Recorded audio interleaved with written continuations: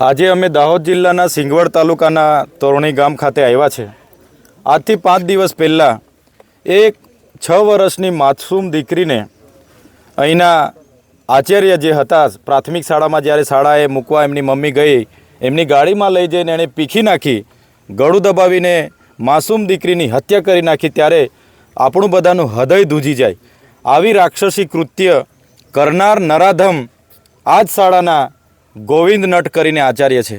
ત્યારે શિક્ષણ જગતનું માથું નમી જાય એવું કૃત્ય એમણે જ્યારે કર્યું છે, ત્યારે અમે આ પરિવારની જે દીકરી અમારી આ વચ્ચે નથી રમતી, હરતી રમતી દીકરી આજે નથી, ત્યારે એમની આત્માને પ્રકૃતિ શાંતિ આપે, સાથે પરિવાર પર જે દુઃખ આવી પડ્યું છે ત્યારે પરિવારને સાંત્વના આપવા માટે અમે આવ્યા છે।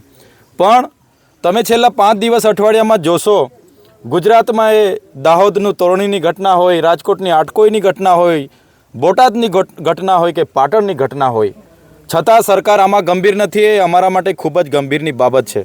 આ વિસ્તારના નેતાઓ મૌન સેવીને બેઠા છે। કેમ ભાઈ, બીજા રાજ્યમાં કંઈ થાય છે તો તમે મીણબત્તી લઈને સાંત્વના પાઠવો છો, ટ્વીટ કરો છો?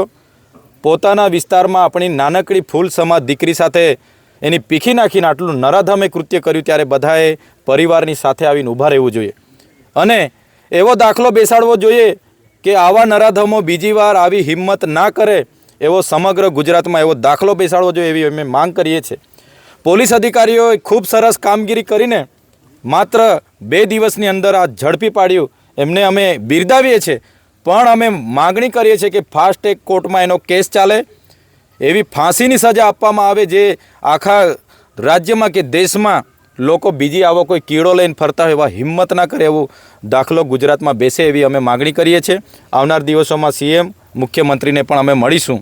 સાથે સાથે અહીંયા જાણવા મળ્યું છે કે આ વ્યક્તિ જે ભાજપની RSS વિશ્વ હિન્દુ પરિષદની શાખામાં જિલ્લાના પ્રમુખ હતા અને સમાજ સુધારકનું એ મુંગટ પહેરીને ફરતા હતા, ત્યારે અમે આ ઘટનાને નિંદા કરીએ છીએ। શું આવા સંસ્કાર મળે છે?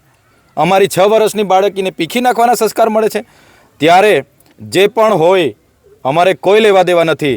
અમારા પરિવારને ન્યાય મળવો જોઈએ। અગર ન્યાય નહીં મળશે તો આવનાર દિવસોમાં ખૂબ મોટા આંદોલનો, આક્રોશો થશે, લોકોમાં ખૂબ મોટો આક્રોશ છે। એટલા માટે જ કહીએ છીએ, ફરીવાર આવી કોઈની બાળકી સાથે ઘટના નહીં ઘટે, એટલા માટે એવો દાખલો બેસાડો, એને સજા કરો, એવી અમારી આપના માધ્યમથી માગણી છે।